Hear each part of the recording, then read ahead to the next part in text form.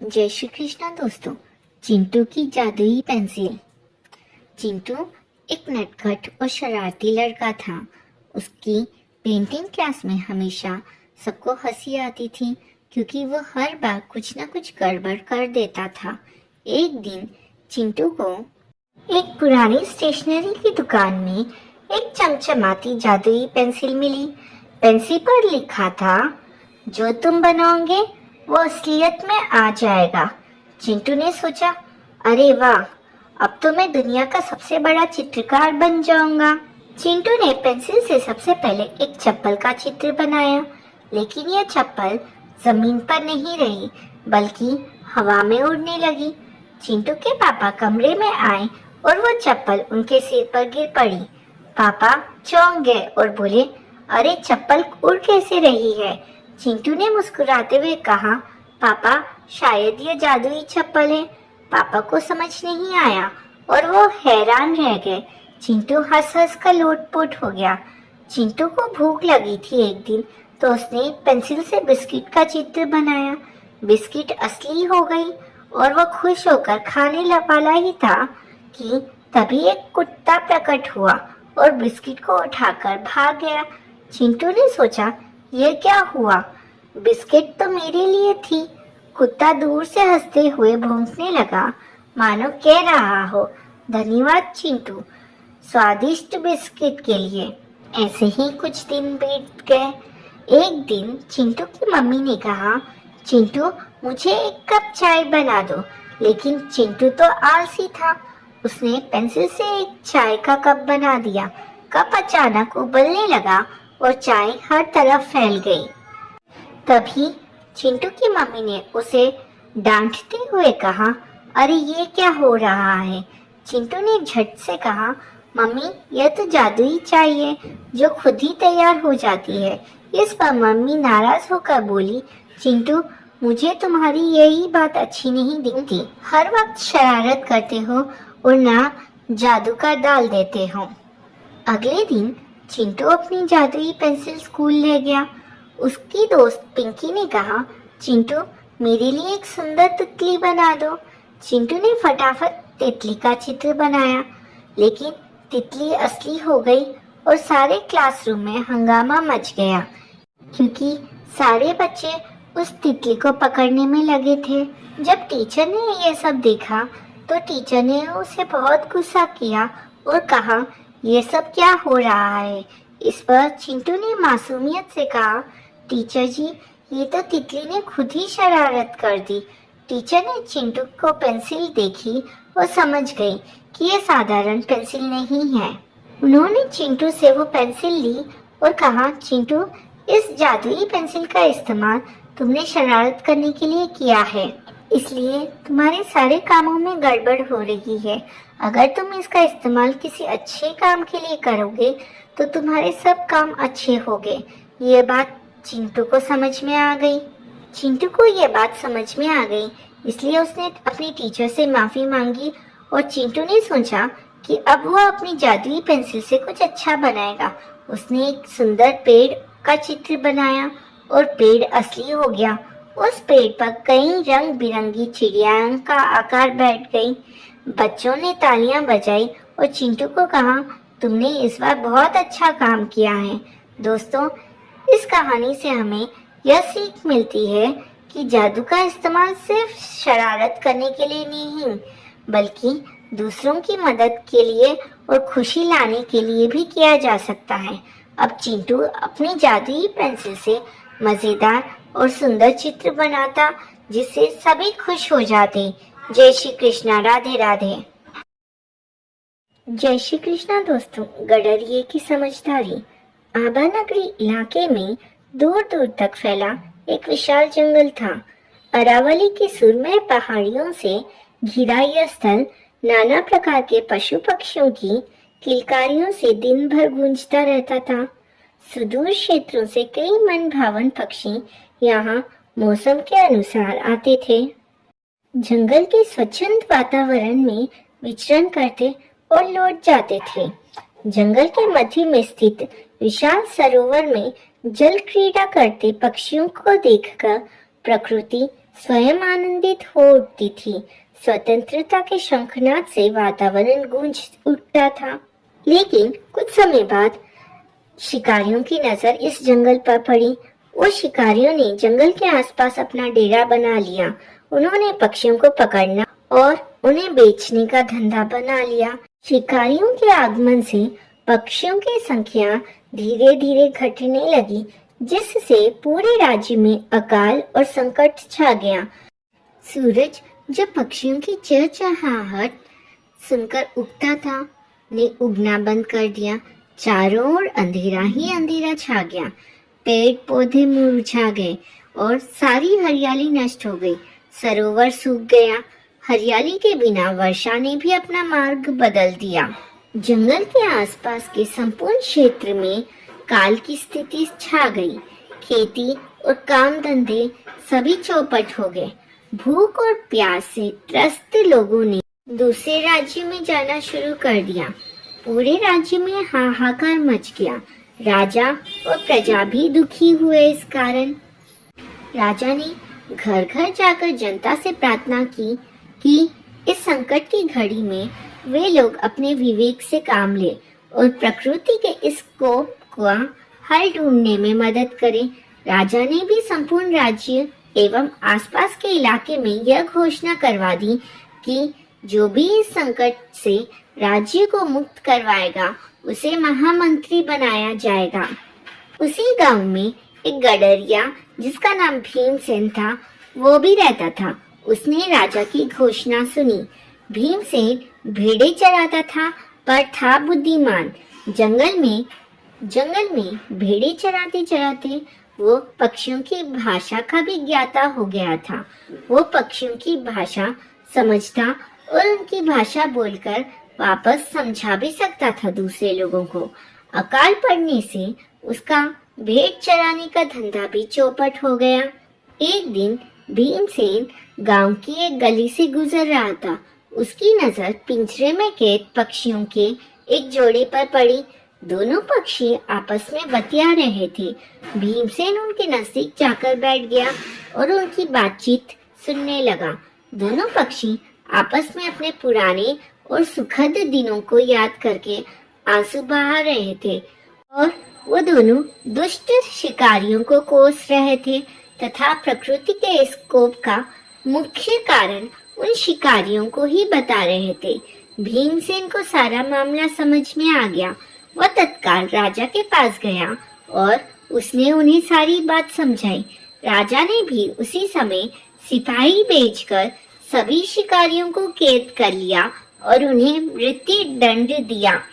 भीमसेन की योजना अनुसार राजा ने पूरे राज्य में यह घोषणा करवाई कि राज्य में आई इस विपदा का हल खोज लिया गया है। जिस किसी भी घर में पिंजरों में पक्षी कैद है, वे उन्हें लेकर राजमहल आ जाएं। सभी लोग कौतूहलवश राजमहल में आ गए और पिंजरे लेकर चल पड़े। देखते ही देखते पिंजरों में कैद हजारों पक्षी वहां इकट्ठा हो गए। भीमसेन ने सभी पक्षियों को उनकी भाषा में सारी बात समझाते हुए आजाद कर दिया। सभी पक्षी चहकते हुए उड़ चले।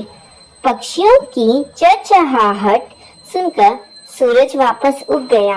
आकाश में बादल उमड़ पड़े और बरसात भी होने लगी। कुम्हलाए हुए पेड़ पौधे फिर से जी उठे। पूरे राज्य में हर्ष की लहर दौड़ पड़ी। राजा ने भीमसेन को महामंत्री बनाने की घोषणा की। सारी प्रजा महामंत्री भीमसेन की जय जयकार कर उठी। दोस्तों, इस कहानी से हमें यह सीख मिलती है कि सच्ची समझदारी और साहस से कठिन समस्याओं का भी समाधान संभव है। भीमसेन ने अपनी विशेषता और बुद्धिमत्ता से राज्य को संकट से उबार लिया, जिससे यह साबित हुआ कि छोटे लोग भी बड़े बदलाव ला सकते हैं। जय श्री कृष्णा। राधे राधे। जय श्री कृष्णा। दोस्तों, गडरिये की समझदारी। आबा नगरी इलाके में दूर दूर तक फैला एक विशाल जंगल था। अरावली की सुरमय पहाड़ियों से घिरा यह स्थल नाना प्रकार के पशु पक्षियों की किलकारियों से दिन भर गूंजता रहता था। सुदूर क्षेत्रों से कई मनभावन पक्षी यहाँ मौसम के अनुसार आते थे। जंगल के स्वच्छंद वातावरण में विचरण करते और लौट जाते थे। जंगल के मध्य में स्थित विशाल सरोवर में जल क्रीड़ा करते पक्षियों को देखकर प्रकृति स्वयं आनंदित हो उठती थी। स्वतंत्रता के शंखनाद से वातावरण गूंज उठता था। लेकिन कुछ समय बाद शिकारियों की नजर इस जंगल पर पड़ी। उन शिकारियों ने जंगल के आसपास अपना डेरा बना लिया। उन्होंने पक्षियों को पकड़ना और उन्हें बेचने का धंधा बना लिया। शिकारियों के आगमन से पक्षियों की संख्या धीरे धीरे घटने लगी, जिससे पूरे राज्य में अकाल और संकट छा गया। सूरज जब पक्षियों की चहचहाहट सुनकर उगता था, ने उगना बंद कर दिया। चारों ओर अंधेरा ही अंधेरा छा गया। पेड़ पौधे मुरझा गए और सारी हरियाली नष्ट हो गई। सरोवर सूख गया। हरियाली के बिना वर्षा ने भी अपना मार्ग बदल दिया। जंगल के आसपास के संपूर्ण क्षेत्र में काल की स्थिति छा गई। खेती और काम धंधे सभी चौपट हो गए। भूख और प्यास से त्रस्त लोगों ने दूसरे राज्य में जाना शुरू कर दिया। पूरे राज्य में हाहाकार मच गया। राजा और प्रजा भी दुखी हुए। इस कारण राजा ने घर घर जाकर जनता से प्रार्थना की कि इस संकट की घड़ी में वे लोग अपने विवेक से काम ले और प्रकृति के इस कोप का हल ढूंढने में मदद करें। राजा ने भी संपूर्ण राज्य एवं आसपास के इलाके में यह घोषणा करवा दी कि जो भी इस संकट से राज्य को मुक्त करवाएगा उसे महामंत्री बनाया जाएगा। उसी गांव में एक गडरिया जिसका नाम भीमसेन था, वो भी रहता था। उसने राजा की घोषणा सुनी। भीमसेन भेड़े चराता था पर था बुद्धिमान। जंगल में भेड़े चराते चराते वो पक्षियों की भाषा का भी ज्ञाता हो गया था। वो पक्षियों की भाषा समझता और उनकी भाषा बोलकर वापस समझा भी सकता था दूसरे लोगों को। अकाल पड़ने से उसका भेड़ चराने का धंधा भी चौपट हो गया। एक दिन भीमसेन गांव की एक गली से गुजर रहा था। उसकी नजर पिंजरे में कैद पक्षियों के एक जोड़े पर पड़ी। दोनों पक्षी आपस में बतिया रहे थे। भीमसेन उनके नजदीक जाकर बैठ गया और उनकी बातचीत सुनने लगा। दोनों पक्षी आपस में अपने पुराने और सुखद दिनों को याद करके आंसू बहा रहे थे और वो दोनों दुष्ट शिकारियों को कोस रहे थे तथा प्रकृति के इस कोप का मुख्य कारण उन शिकारियों को ही बता रहे थे। भीमसेन को सारा मामला समझ में आ गया। वह तत्काल राजा के पास गया और उसने उन्हें सारी बात समझाई। राजा ने भी उसी समय सिपाही भेजकर सभी शिकारियों को कैद कर लिया और उन्हें मृत्यु दंड दिया। भीमसेन की योजना अनुसार राजा ने पूरे राज्य में यह घोषणा करवाई कि राज्य में आई इस विपदा का हल खोज लिया गया है। जिस किसी भी घर में पिंजरों में पक्षी कैद है, वे उन्हें लेकर राजमहल आ जाएं। सभी लोग कौतूहलवश राजमहल में आ गए और पिंजरे लेकर चल पड़े। देखते ही देखते पिंजरों में कैद हजारों पक्षी वहां इकट्ठा हो गए। भीमसेन ने सभी पक्षियों को उनकी भाषा में सारी बात समझाते हुए आजाद कर दिया। सभी पक्षी चहकते हुए उड़ चले। पक्षियों की चहचहाहट सुनकर सूरज वापस उग गया। आकाश में बादल उमड़ पड़े और बरसात भी होने लगी। कुम्हलाए हुए पेड़ पौधे फिर से जी उठे। पूरे राज्य में हर्ष की लहर दौड़ पड़ी। राजा ने भीमसेन को महामंत्री बनाने की घोषणा की। सारी प्रजा महामंत्री भीमसेन की जय जयकार कर उठी। दोस्तों, इस कहानी से हमें यह सीख मिलती है कि सच्ची समझदारी और साहस से कठिन समस्याओं का भी समाधान संभव है। भीमसेन ने अपनी विशेषता और बुद्धिमत्ता से राज्य को संकट से उबार लिया। जिससे यह साबित हुआ कि छोटे लोग भी बड़े बदलाव ला सकते हैं। जय श्री कृष्णा। राधे राधे। जय श्री कृष्णा दोस्तों। मोनू बंदर और चमकता पत्थर। मोनू जंगल का सबसे चंचल और शरारती बंदर था। एक दिन जंगल में खेलते समय मोनू को एक चमकता हुआ इंद्रधनुषी पत्थर मिला और उसे देखकर वह बहुत खुश हुआ। पत्थर के इंद्रधनुषी रंग इतने सुंदर लग रहे थे कि मोनू ने सोचा, वाह, अब मैं जंगल का सबसे अनोखा बंदर हूँ, हर कोई मुझसे ईर्ष्या करेगा। मोनू को एक चमकदार पत्थर मिला और वह उसे अपने दोस्तों को दिखाने के लिए दौड़ा। उसने कहा, मेरे पास ये सुंदर पत्थर है। उसके दोस्त वास्तव में प्रभावित हुए उससे और उन्होंने बताया कि वो कितना बढ़िया है। धीरे धीरे यह बात सभी जंगल में फैल गई कि मोनू बंदर को एक चमकदार और बहुत ही सुंदर पत्थर मिला है। जब सभी जानवर एक एक करके उसके पास उसका पत्थर देखने आने लगे तो मोनू को घमंड होने लगा। जब भी मोनू बंदर के दोस्त उससे उसका पत्थर मांगते तो वो घमंड से उन्हें झिड़क देता था। उनसे उनके ऊपर चिल्लाकर कहता था कि मैं अपना पत्थर किसी के साथ नहीं बांटूंगा, मैं तुम्हारे साथ नहीं खेलूंगा। अब उसके दोस्त उससे दूर होने लगे।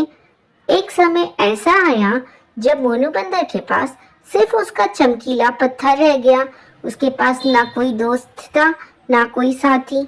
अब उसे थोड़े दिनों बाद पछतावा होने लगा कि मैंने ये क्या किया। मैंने इस पत्थर के चक्कर में अपने सबसे अच्छे मित्रों को खो दिया है। उसे जब इस बात का एहसास हुआ तो वो झप्पू खरगोश के पास गया और उससे अपने सारे दिल की बात बताई। तब झप्पू खरगोश ने कहा, कोई बात नहीं मोनू, दोस्ती में तो ऐसा होता ही रहता है। अगर हम किसी से रूठ जाते हैं तो थोड़े समय बाद वापस मान भी जाते हैं, यही सच्ची दोस्ती है। फिर मोनू बंदर ने अपने सभी दोस्तों से माफी मांगी और उस चमकदार पत्थर को सभी के बीच में बांटना शुरू कर दिया और इस तरह मोनू बंदर हंसी खुशी अपना जीवन अपने दोस्तों के साथ बिताने लगा। दोस्तों, इस कहानी से हमें यह सीख मिलती है कि हमें कभी कोई चीज़ का घमंड नहीं करना चाहिए और उस घमंड में आकर हमें अपना रिश्ता अपने दोस्तों और रिश्तेदारों से नहीं तोड़ना चाहिए, क्योंकि बाद में हम सिर्फ अकेले ही रह जाते हैं। जय श्री कृष्णा। राधे राधे। जय श्री कृष्णा दोस्तों। गहरे जंगल का जादू। गहरे जंगल का जादू एक नई दोस्ती की कहानी है। कैसे चार दोस्तों ने मिलकर अपने जंगल को खतरे से बचाया और सच्ची दोस्ती की महानता को समझाया।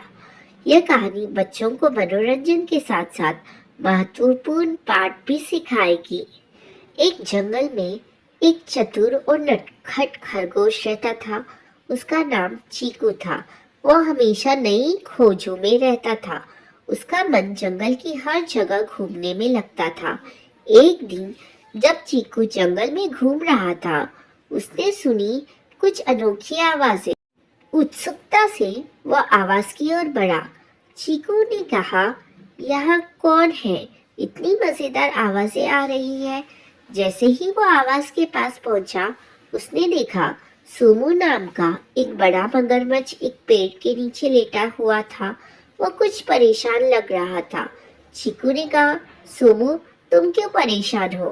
तब सोमू ने कहा, मैं अपने दोस्तों के साथ खेलने का इंतजार कर रहा हूँ, लेकिन कोई नहीं आया। इस पर चीकू हंसते हुए कहता है, तुम अकेले क्यों हो? चलो हम मिलकर खेलते हैं। तब सोमू को चीकू की बात पसंद आई और उसने हंसते हुए कहा, चलो देखते हैं हम क्या कर सकते हैं। जैसे ही चीकू और सोमू ने मिलकर खेलने का फैसला किया, जंगल में एक नया मजेदार खेल शुरू हुआ। दोनों ने मिलकर खेलते हुए कई अन्य जानवरों को भी शामिल किया, जैसे कि गोलू जो हमेशा हंसमुख रहता था और चिंकी जो नटखट गिलहरी थी। गोलू ने कहा, क्या तुम सब मिलकर खेलेंगे? यह बहुत मजेदार होगा। तब चिंकी ने कहा, हाँ, हम सब मिलकर एक नई टीम बनाएंगे। सबने मिलकर एक मजेदार खेल बनाने का फैसला किया, जिसमें सोमू को पानी के किनारे से खेलने का काम दिया गया। लेकिन लेकिन सोमू को पानी में जाने से डर लग रहा था। तभी चीकू कहता है, डरो मत सोमू, हम सब तुम्हारे साथ हैं। और अब खेल शुरू हो जाता है। चीकू ने गेंद को लाने का काम किया। गोलू ने अपनी ताकत दिखाते हुए गेंद को पानी में फेंका और चिंकी ने हवा में उछालकर सबको उत्साहित किया। लेकिन खेल के दौरान अचानक एक संकट आ गया। जंगल में एक खतरनाक शिकारी आ गया जिसने सभी जानवरों को डराया। सभी जानवर इधर उधर भागने लगे, लेकिन चीकू, सोमू, गोलू और चिंकी ने मिलकर एक योजना बनाई। चिंकी ने कहा, हमें एकजुट होना होगा, हमें अपने दोस्तों को बचाना है। तभी चीकू कहता है, सोमू तुम अपनी ताकत दिखाओ और शिकारी को डराओ। सोमू ने अपनी पूरी ताकत लगाई और मगरमच्छ की तरह गरजते हुए शिकारी की ओर बढ़ा। शिकारी ने डरकर जंगल छोड़ दिया और सभी जानवरों ने राहत की सांस ली। जंगल में फिर से शांति लौट आई। सभी जानवरों ने एक दूसरे को गले लगाया। गोलू ने कहा, देखो जब हम सब मिलकर रहते हैं तो हमें कितनी खुशी मिलती है। सोमू ने कहा, मुझे समझ में आया है कि अकेले रहने में कुछ नहीं होता।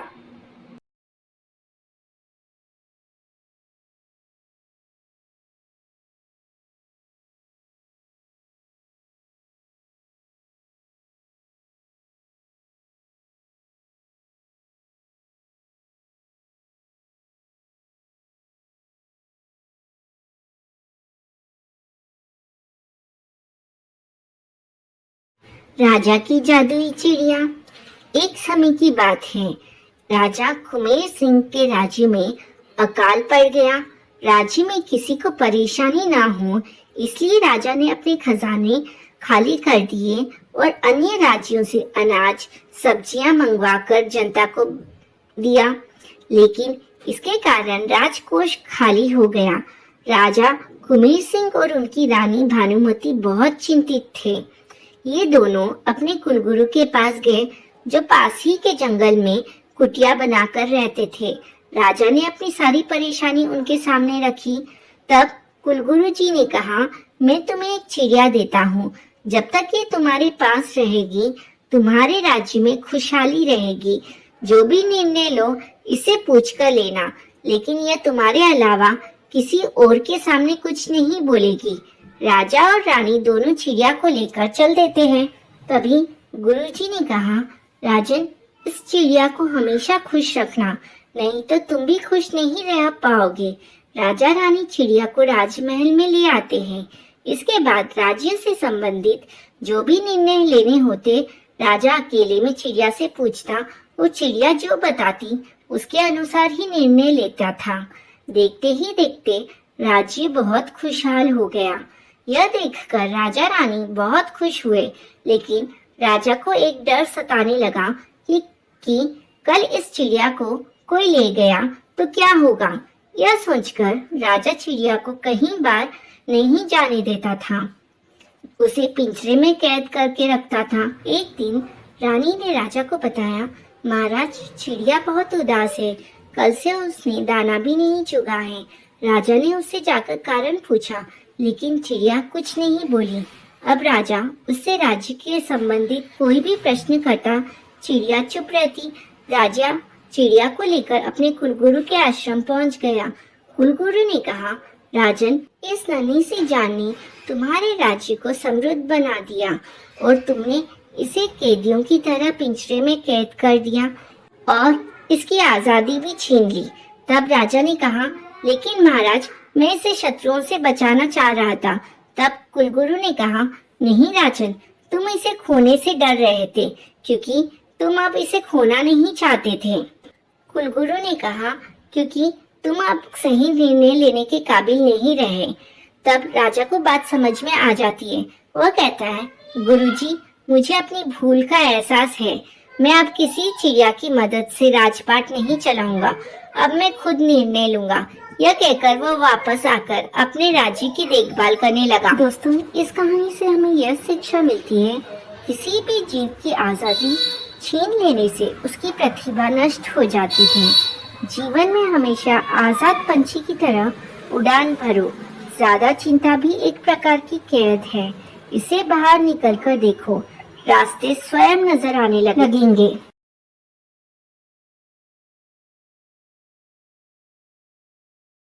जय श्री कृष्ण। दोस्तों, बबलू बंदर का पछतावा। किसी जंगल में एक मोरी नाम का एक सुंदर मोर और बबलू नाम का एक मजेदार बंदर रहता था। वे बचपन से ही दोस्त थे, लेकिन वे एक दूसरे से बहुत अलग थे। मोरी को नाचना और अपने रंग बिरंगे पंख दिखाना बहुत पसंद था, जिससे वो सभी जानवर उसकी प्रशंसा करते थे। बबलू अपने चंचल छलांग और चालों के लिए जाना जाता था, लेकिन कभी कभी उसे लगता था कि मोरी को उससे ज्यादा ध्यान मिल रहा है। एक दिन जंगल में एक बड़ी पार्टी थी और सभी जानवर इकट्ठे हुए। मोरी ने अपने खूबसूरत पंखों के साथ अपना नृत्य किया और सभी ने तालियां बजाई। सभी ने मोरी की प्रशंसा की और इससे बबलू को थोड़ी जलन हुई। उसने सोचा, हर कोई मोरी को पसंद करता है, लेकिन कोई भी मुझ पर विशेष ध्यान नहीं देता। अगर मैं उसकी तरह आकर्षित हो पाता तो हर कोई मेरा भी सम्मान करता। बबलू गुस्से में मोरी से कहने लगा, तुम्हारे पंख बहुत सुंदर हैं। मैं बिल्कुल सामान्य हूँ, तुम्हारे अलावा कोई मेरी तरफ देखता भी नहीं। यह सुनकर मोरी ने बबलू बंदर को समझाने की बहुत कोशिश की। उसने कहा, बबलू, हम दोनों में अपनी अपनी खूबियां हैं। जंगल में मौज मस्ती तुम्हारे बिना अधूरी रहेगी। तुम्हारी उछल कूद और शरारतों से सभी को खुश कर देते हो तुम। बबलू को मोरी से बहुत जलन हो रही थी, इसलिए उसने उससे दूर रहने के लिए कहा। वो मोरी से बेहतर बनना चाहता था, इसलिए उसने पेड़ों पर ऊंचे ऊंचे कूदने और दूसरे जानवरों को अपनी चालें दिखाने का अभ्यास किया। लेकिन जल्द ही बबलू ने महसूस किया कि उसे पहले जितना मजा नहीं आ रहा था। वो अकेला महसूस करने लगा और उसे लगा कि उसे मोरी की बहुत याद आती है। कुछ दिनों के बाद बबलू को एहसास हुआ कि ईर्ष्या, जलन ने उसे उसके सबसे अच्छे दोस्त से अलग कर दिया है। एक दिन वो मोरी के पास गया, अपनी गलती स्वीकार की और कहा, मोरी, मुझे माफ कर दो। मुझे तुम्हारी खूबसूरती से जलन हो रही थी, लेकिन अब मुझे एहसास हुआ है कि हमारी दोस्ती सबसे कीमती चीज है। इस पर मोरी ने मुस्कुराते हुए बोला, बबलू को गले लगाया और कहा, बबलू, सच्चे दोस्त कभी एक दूसरे से ईर्ष्या नहीं करते, बल्कि एक दूसरे की खुशी में खुश होते हैं। आओ अब हम सब साथ मिलकर कुछ ऐसा करें जिससे हमारी दोस्ती पूरे जंगल में एक मिसाल बन जाए। एक दिन बबलू और मोरी ने जंगल में डांस पार्टी रखी। इस पार्टी में बबलू ने अपनी मजेदार छलांगों से सभी को हंसाया और मोरी ने अपने पंखों से शानदार नृत्य किया। उन्होंने इतना मजा किया कि सभी जानवर उनके लिए ताली बजाने लगे। उनकी दोस्ती देखकर सभी जानवर भी खुश हो गए और बबलू और मोरी की दोस्ती और भी मजबूत हो गई। दोस्तों, इस कहानी से हमें यह सीख मिलती है कि ईर्ष्या से दोस्ती कमजोर होती है और दोस्ती में सच्ची खुशी तब होती है जब हम अपने दोस्तों की सफलता में खुश होते हैं। दोस्ती का असली अर्थ एक दूसरे की खुशियों में खुश रहना है और एक दूसरे का साथ देना है। सच्चा हिरन। एक जंगल में एक हिरन बचपन में ही अपने माँ बाप से बिछड़ जाता है। वह एक पेड़ के पास हरी घास खा रहा था, तभी उसे एक शेर दिखाई देता है। वो डर जाता है। शेर उससे कहता है, तेरे बाकी साथी कहाँ हैं? और तू तो बहुत बहादुर लगता है, तो मुझे देख कर भी नहीं भागा तू। इस पर हिरन उससे कहता है, मैं अपने झुंड से बिछड़ गया हूँ। आप मुझे खा लोगे तो आपका पेट कहाँ भर पाएगा। आप मुझे अपने बुढ़ापे के लिए अपने साथ रख लो। जब आप बूढ़े हो जाओगे आप शिकार न कर सकोगे तब आप मुझे खा लेना। मैं जब तक इतना बड़ा हो जाऊंगा कि आपकी काफी दिन की भूख मिटा पाऊंगा। तब शेर कहता है, लेकिन तब तो तू आसानी से भाग जाएगा। हिरन कहता है, नहीं महाराज, आप मुझ पर विश्वास करें, मैं कभी झूठ नहीं बोलता। शेर को उसकी बात समझ आ जाती है। वो उसे अपने घर ले आता है, उसके लिए हरी घास का इंतजाम करता है। वहां रहते रहते वो शेर की सेवा करने लगता है, शेर की गुफा को भी साफ रखता है। धीरे धीरे शेर बूढ़ा हो जाता है और हिरन खा पीकर दुगना हो जाता है। एक दिन जब शेर शिकार पर नहीं जा पाता, तब हिरन उससे कहता है, अब आप मुझे खा लो। यह सुनकर शेर रोने लगता है और कहता है, तुझे मेरी गुफा में कई वर्ष हो गए, इतना तो कोई अपना बेटा भी साथ नहीं देता है जितना तूने दिया है। अब मैं तुझे नहीं खा सकता क्योंकि मैंने तुझे अपना बेटा मान लिया है। वो हिरन शेर को दूसरे जानवरों को बचा हुआ मांस लाकर देता, जिससे उसका गुजारा हो जाता था और दोनों मजे से रहने लगते हैं। बच्चों, इस कहानी से हमें यह शिक्षा मिलती है, सच्चाई और ईमानदारी का फल अवश्य मिलता है।